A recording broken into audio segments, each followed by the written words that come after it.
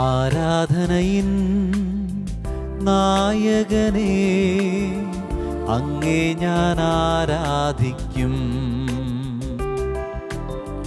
അഭിഷേകത്തെ തരുന്നവനെ അങ്ങേ ഞാൻ ആരാധിക്കും.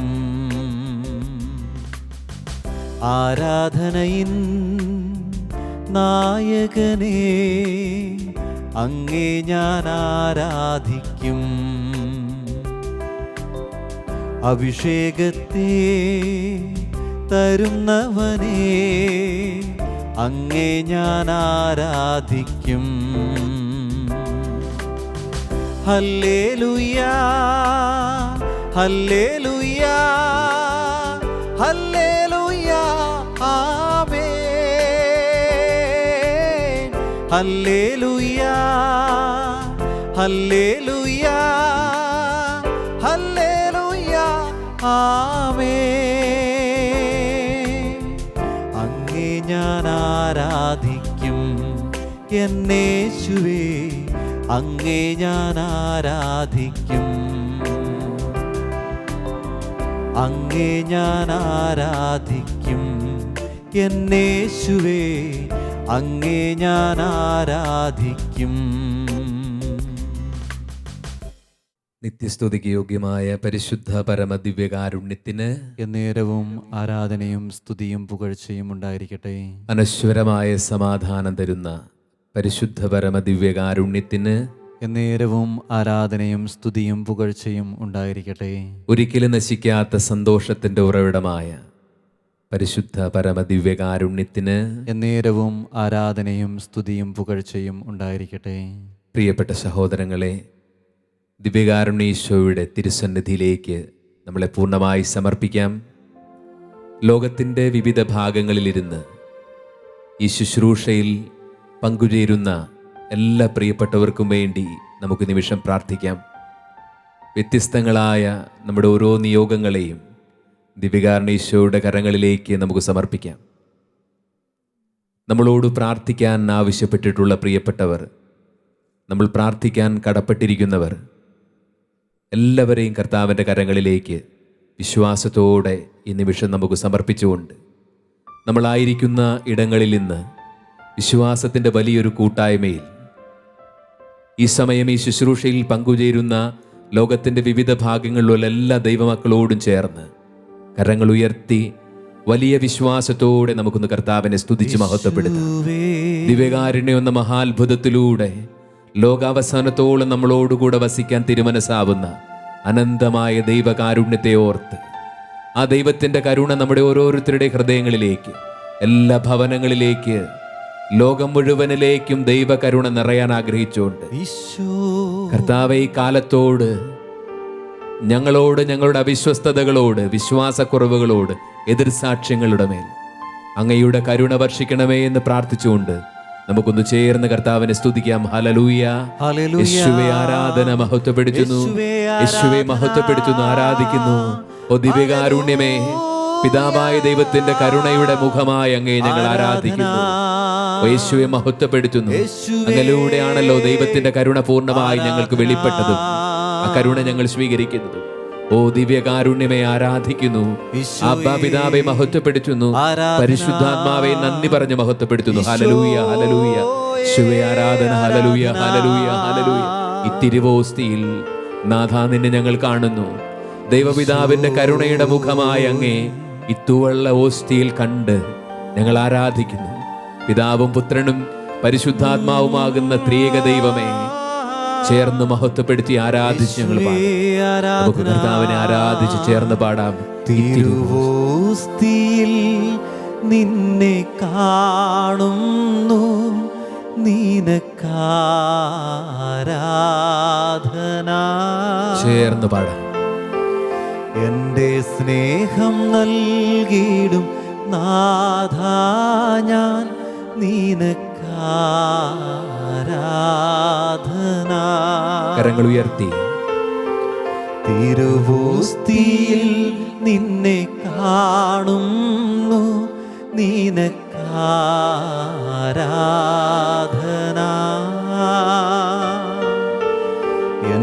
സ്നേഹം നൽകിയിടും നാഥ ഞാൻ നിനക്കാരാധന. സ്നേഹത്തോടെ ചേർന്ന് സ്വരമുയർത്തി പാടാം.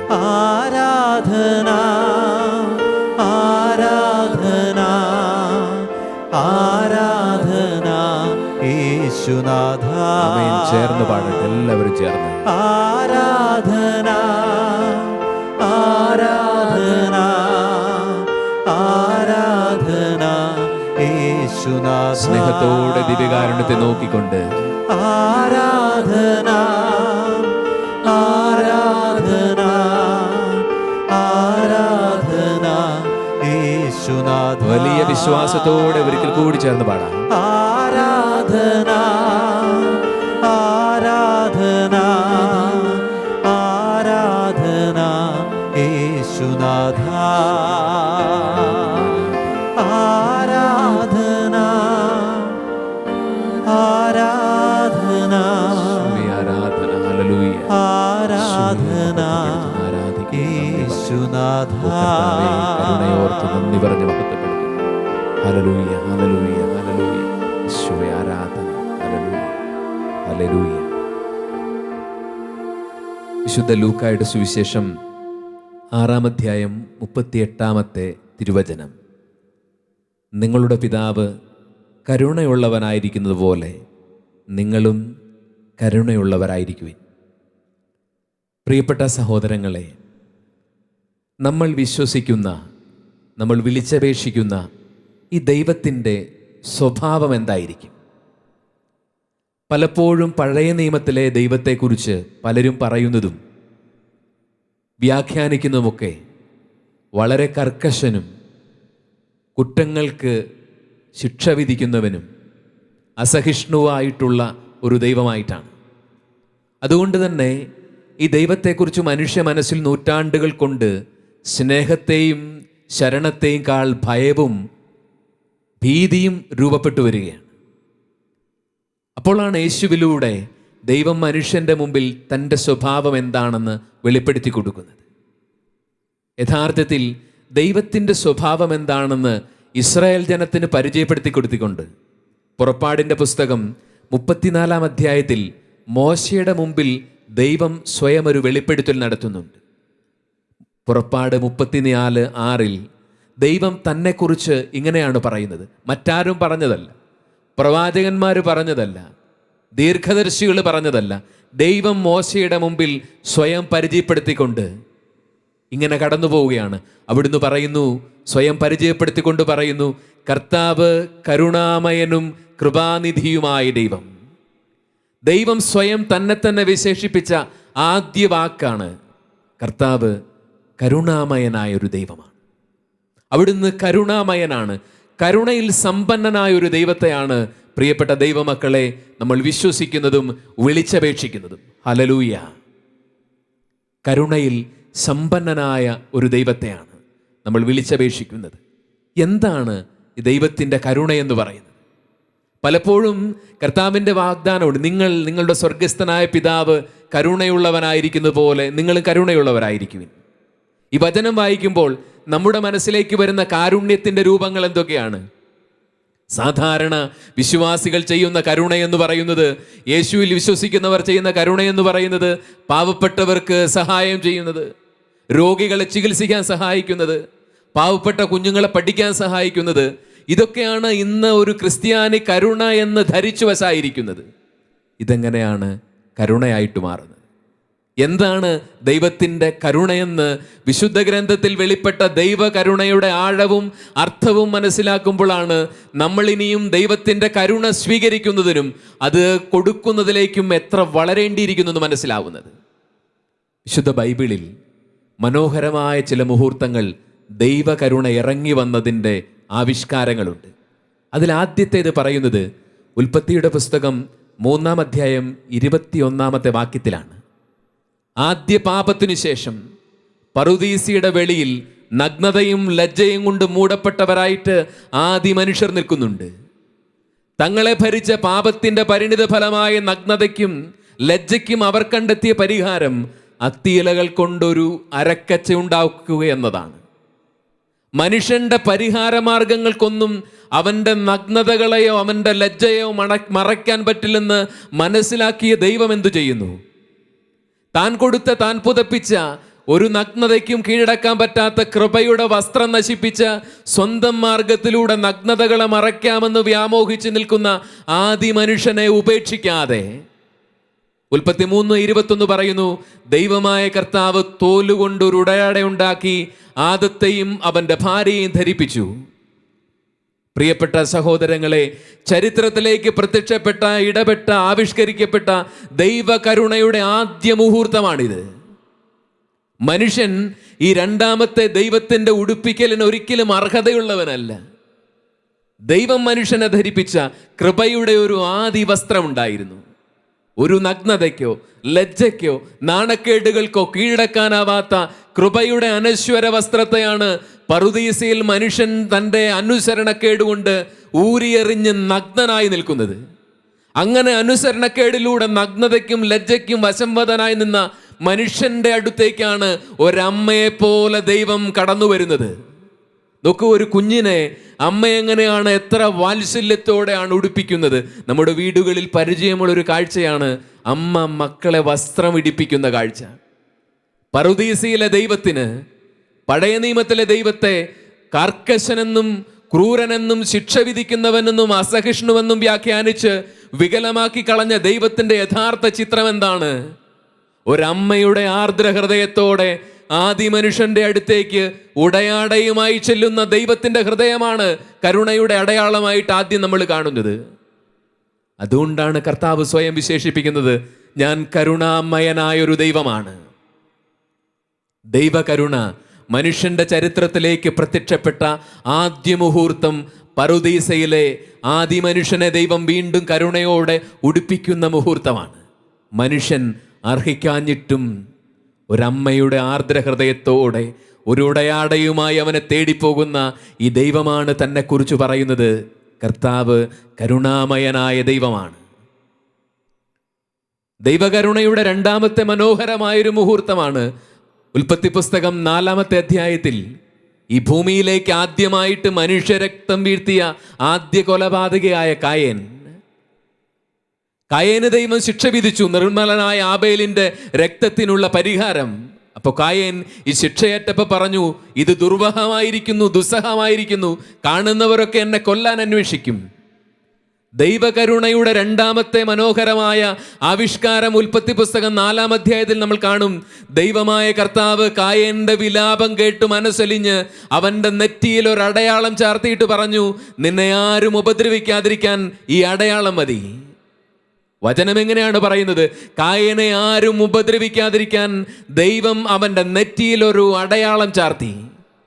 മനുഷ്യ ചരിത്രത്തിലേക്ക് ഇറങ്ങി വന്ന ദൈവകരുണയുടെ രണ്ടാമത്തെ അടയാളമാണ് കായേന്റെ നെറ്റിയിലെ മുദ്ര. ആദ്യ കൊലപാതകയുടെ നെറ്റിയിലാണ്, നിർമ്മലമായി മണ്ണിനെ മനുഷ്യരക്തം കൊണ്ട് മലിനനാക്കിയ പങ്കിലമാക്കിയവന്റെ നെറ്റിയിലാണ് കരുണയിൽ സമ്പന്നനായൊരു ദൈവം സംരക്ഷണയുടെ മുദ്ര ചാർത്തി കൊടുക്കുന്നത്.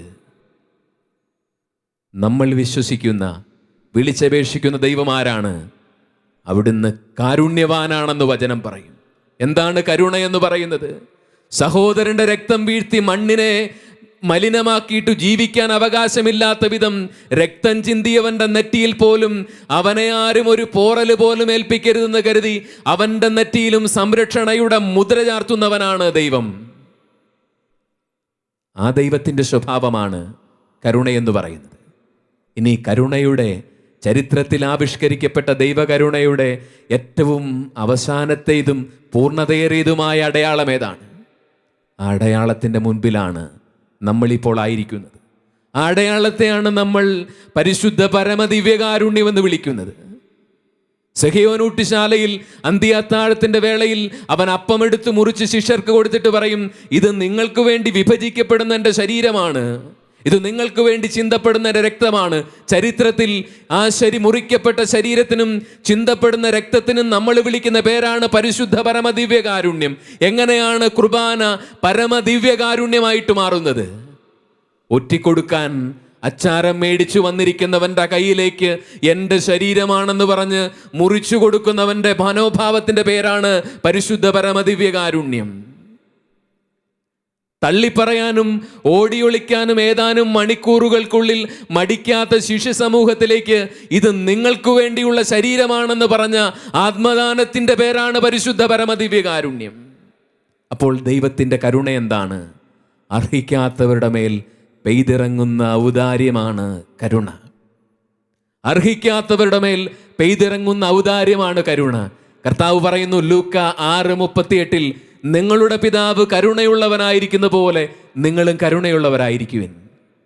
പ്രിയ സ്നേഹിതരെ, കർത്താവിൻ്റെ കരുണ നമ്മുടെ ഈ കാലഘട്ടത്തിന് ആവശ്യമുണ്ട്.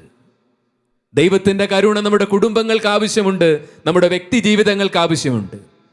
ദൈവകരുണ ഒരു ദാനമാണ്. അത് സ്വീകരിക്കുകയും പങ്കുവയ്ക്കുകയും ചെയ്യേണ്ട ദാനമാണ്. ഈ നിമിഷം ദിവ്യകാരുണ്യ സന്നിധിയിൽ കരുണയുടെ ചരിത്രത്തിലെ ഏറ്റവും വലിയ ആവിഷ്കാരമായ പരിശുദ്ധ പരമദിവ്യകാരുണ്യത്തിന് മുമ്പിൽ നമുക്ക് ആരാധനയോടെ കരങ്ങൾ ഉയർത്താം. കർത്താവേ, ദൈവകരുണയുടെ മാംസം ധരിച്ച മുഖമാണ് നീയെന്ന് ഞങ്ങൾ വിശ്വസിക്കുന്നു. ഞങ്ങളോട് കരുണ തോന്നണമേ. കരുണ ചെയ്യാൻ അർഹത നോക്കാതെ ഔദാര്യത്തോടെ ഞങ്ങളുടെ ചുറ്റുമുള്ളവരിലേക്ക് സ്നേഹമൊഴുക്കാനുള്ള വരം തരണമേ. അർഹിക്കാതെ പെയ്തിറങ്ങുന്ന ഔദാര്യത്തിൻ്റെ പേരാണ് കരുണ. അർഹത നോക്കാതെ ക്ഷമിക്കാൻ, ഉദാരതയോടെ പങ്കുവയ്ക്കാൻ, കരുണയോടെ മറ്റുള്ളവരെ നോക്കാൻ, ആർദ്രതയോടെ സംസാരിക്കാൻ. ഓ ദൈവമേ, ഞങ്ങളുടെ പങ്കുവയ്ക്കലുകൾക്ക്, ഞങ്ങളുടെ സ്നേഹത്തിൻ്റെ വിനിമയങ്ങൾക്ക് അർഹത മാനദണ്ഡമല്ലാതെ കരുണയോടെ പെരുമാറാനുള്ള കൃപ നൽകണമേ എന്ന് നമുക്ക് ചേർന്ന് പ്രാർത്ഥിക്കാം. കരങ്ങൾ ദിവ്യകാരുണ്യ പക്കലേക്ക് ഉയർത്തി കരുണയ്ക്കു വേണ്ടി നമുക്ക് ചേർന്ന് ഒരു നിമിഷം ഒന്ന് കർത്താവിനെ സ്തുതിക്കാം. പരിശുദ്ധ പരമദിവ്യകാരുണ്യമേ, ലോകമെങ്ങുമുള്ള ദൈവമക്കളുടെ കൂട്ടായ്മയോട് ചേർന്ന് ഞങ്ങൾ അങ്ങേ പക്കലേക്ക് കരങ്ങൾ ഉയർത്തുന്നു. ഓ കർത്താവേ, ഈ ലോകത്തോട് കരുണ തോന്നണമേ. അങ്ങയോട് അവിശ്വസ്തതയിലൂടെ, അവിശ്വാസത്തിലൂടെ മറുതലിക്കുന്ന, ദൈവനിഷേധത്തിലൂടെ മറുതലിക്കുന്ന, സഹോദര ദ്രോഹങ്ങളിലൂടെ മറുതലിക്കുന്ന ഈ കാലഘട്ടത്തോട്, മനുഷ്യവംശത്തോട് കരുണ തോന്നണമേ എന്ന് ഞങ്ങൾ പ്രാർത്ഥിക്കുന്നു. കർത്താവേ, അങ്ങയുടെ കരുണ സ്വീകരിക്കുന്നവരാകട്ടെ ഞങ്ങൾ. ദാവീദിനെ പോലെ കരുണ സ്വീകരിക്കട്ടെ. പരിശുദ്ധ കന്യകാമറിയത്തെ പോലെ ഞങ്ങൾ കരുണ സ്വീകരിക്കട്ടെ. ആ കരുണ പങ്കുവെക്കാനുള്ള കൃപ നൽകണമേ എന്ന് പ്രാർത്ഥിച്ചുകൊണ്ട് ഒന്ന് ചേർന്ന് മഹത്വപ്പെടുത്തി ആരാധിക്കുന്നു. ഹല്ലേലൂയ. കനിയേണമേ ദൈവപിതാവേ, കനിയേണമേ. ചേർന്ന് പാടാം. കരുണയായിരിക്കേണമേ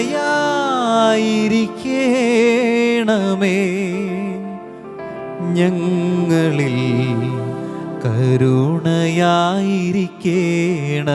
കരങ്ങളൊന്ന് തുറന്നു പിടിച്ച് ചേർന്ന് കരുണാമയ കനിയേണമേ ദൈവപിതാവേ, കനിയേണമേ. കരുണയായിരിക്കേണമേ ഞങ്ങളിൽ, കരുണയായിരിക്കേണമേ. ചേർന്ന് കർത്താവിനെ സ്തുതിക്കാം. ഹല്ലേലൂയ. യേശുവേ ആരാധിക്കുന്നു, മഹത്വപ്പെടുത്തുന്നു. ദൈവമേ, ഞങ്ങളുടെ അവിശ്വസ്തതകളുടെ മേൽ അങ്ങയുടെ കരുണ ഇറങ്ങി വരട്ടെ. ആത്മീയ ശുശ്രൂഷകളുടെ മേൽ, അജപാലകരുടെ മേൽ, തിരുസഭയുടെ മുഴുവന്റെ മേൽ ഓ ദൈവമേ അങ്ങയുടെ കരുണ ഇറങ്ങി വരട്ടെ. അവിശ്വാസത്തോടെ ദിവ്യകാരുണ്യത്തിന് മുമ്പിൽ നിന്ന് ചെയ്യുന്ന എല്ലാ അനാചാരങ്ങളുടെ മേൽ, ബഹുമാനക്കുറവുകളുടെ മേൽ, ആദരവില്ലായ്മയുടെ മേൽ അങ്ങയുടെ കരുണ ഇറങ്ങി വരട്ടെ. ഹല്ലേലൂയ. ഓ യേശുവേ, ഞങ്ങളുടെ കുടുംബങ്ങൾ അങ്ങയുടെ കരുണ കൊണ്ട് നിറയട്ടെ. ഞങ്ങളുടെ ഭവനങ്ങളിൽ വിശ്വാസമില്ലാത്തവർ, ദുശീലങ്ങൾക്ക് അടിമപ്പെട്ടവർ, കർത്താവേ അങ്ങയുടെ കരുണ എന്തെന്നറിയാൻ അങ്ങ് ഇടയാക്കണമേ എന്ന് പ്രാർത്ഥിക്കുന്നു. ഓ ദൈവമേ, ഈ കാലത്ത് അങ്ങയുടെ കരുണ ആവശ്യമുള്ള കാലമാണ്. ഞങ്ങളുടെ മേൽ കരുണയായിരിക്കണമേ. അർഹതയില്ലാതെ അങ്ങയുടെ കൃപ ഞങ്ങളിലേക്ക് നിറയുന്നു ഘോരമാം പാപത്തിൻ ഭീകരഗർജനങ്ങൾ. ലോകം മുഴുവൻ നിറയുന്നു ഘോരമാം പാപത്തിൻ ഭീകരഗർജനങ്ങൾ. ഈശോ തൻ ദാരുണ പീഡകളോർത്തെന്നും കരുണയായിരിക്കണമേ. ഓ പിതാവേ, ഈശോ തൻ ദാരുണ പീഡകളോർത്തെന്നും കരുണയായിരിക്കണമേ. പിതാവേ ആരാധിക്കുന്നു. ഹല്ലേലൂയ, ഹല്ലേലൂയ. ദൈവമേ മഹത്വപ്പെടുത്തുന്നു. യേശുവേ ആരാധിക്കുന്നു. പരിശുദ്ധാത്മാവെ മഹത്വപ്പെടുത്തുന്നു. ഹല്ലേലൂയ, ഹല്ലേലൂയ. ദൈവമേ ആരാധിക്കുന്നു. നന്ദി പറയുന്നു. കർത്താവേ നന്ദി പറഞ്ഞു സ്തുതിക്കുന്നു. ഹല്ലേലൂയ, ഹല്ലേലൂയ, ഹല്ലേലൂയ. എന്റെ ദൈവമേ ആരാധന, ആരാധന. ഹല്ലേലൂയ, ഹല്ലേലൂയ, ഹല്ലേലൂയ, ഹല്ലേലൂയ. ഓ ആബാ പിതാവേ കരുണയായിരിക്കണമേ. ലോകം മുഴുവന്റെ മേൽ കരുണയായിരിക്കണമേ. ഹല്ലേലൂയ, ഹല്ലേലൂയ, ഹല്ലേലൂയ. അലിവോടെ ആദ്യ മനുഷ്യനെ ഉടുപ്പിച്ച അമ്മയുടെ ഹൃദയമുള്ള ദൈവമേ കരുണയായിരിക്കണം. കായേന്റെ നെറ്റിയിൽ പോലും സംരക്ഷണയുടെ മുദ്ര ചാർത്തിയ ആർദ്രഹൃദയനായ ദൈവമേ കരുണയായിരിക്കണമേ. ഒറ്റിക്കൊടുക്കുന്നവരുടെ, തള്ളിപ്പറയുന്നവരുടെ കരങ്ങളിലേക്ക്, ഉപേക്ഷിച്ചോടി മറയുന്നവരുടെ കരങ്ങളിലേക്ക് കുർബാനയായി സ്വയം മുറിച്ചു നൽകിയ സ്നേഹമേ, പരിശുദ്ധ പരമദിവ്യകാരുണ്യമേ, കരുണയുള്ളവരാകാൻ ഞങ്ങളെ അനുഗ്രഹിക്കണമേ എന്ന് പ്രാർത്ഥിച്ച് മഹത്വപ്പെടുത്തുന്നു. ഹല്ലേലൂയ, ഹല്ലേലൂയ. യേശുവേ കരുണയായിരിക്കണം. ഇക്കാലത്തോട് കരുണയായിരിക്കണം. ദൈവകരുണ വലിയ ദാനമാണെന്ന് തിരിച്ചറിഞ്ഞ് അത് പങ്കുവയ്ക്കാൻ മടിക്കുന്ന എല്ലാവരുടെയും മേൽ കരുണയായിരിക്കണമേ എന്ന് ഞങ്ങൾ ചേർന്ന് പ്രാർത്ഥിക്കുന്നു. കരുണാമയ കനിയേണമേ, ദൈവപിതാവേ കനിയേണമേ, കരുണയായിരിക്കണമേ, ഞങ്ങളിൽ കരുണയായിരിക്കണമേ. പരിശുദ്ധ പരമദിവ്യകാരുണ്യത്തിന് നേരവും ആരാധനയും സ്തുതിയും പുകഴ്ചയും ഉണ്ടായിരിക്കട്ടെ. നമുക്ക് ദിവ്യകാരുണ്യേശോയുടെ ആശീർവാദം സ്വീകരിക്കാം. ദൈവകരുണ നമ്മളെ പൊതിയുന്ന കൃപയുടെ അനുഭവത്തിനു വേണ്ടി വലിയ വിശ്വാസത്തോടെ, ദാഹത്തോടെ ചേർന്ന് പ്രാർത്ഥിച്ച് കർത്താവിൻ്റെ ആശീർവാദം നമുക്ക് സ്വീകരിക്കാം.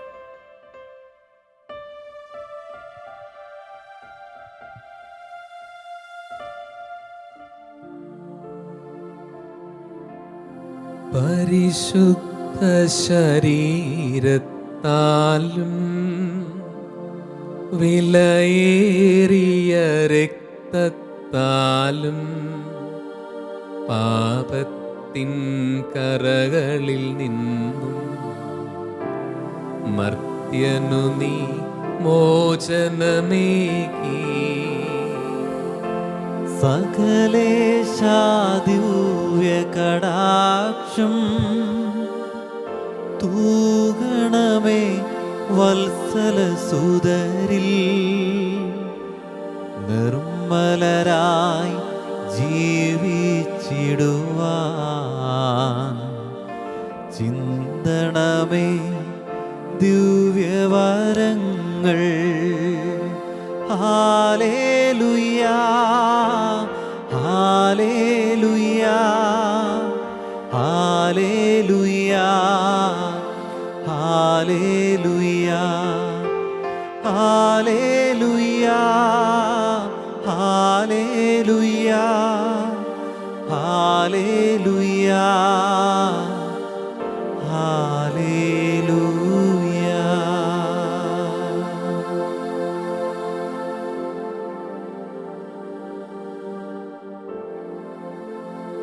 പരിശുദ്ധ പരമമാ ദിവ്യകാരുണ്യമേ, എന്നുമെന്നും അങ്ങേക്കാരാധന. പരിശുദ്ധ പരമമാ ദിവ്യകാരുണ്യമേ, എന്നുമെന്നും അങ്ങേക്കാരാധന. പരിശുദ്ധ പരമമാ ദിവ്യകാരുണ്യമേ, എന്നുമെന്നും അങ്ങേക്കാരാധന.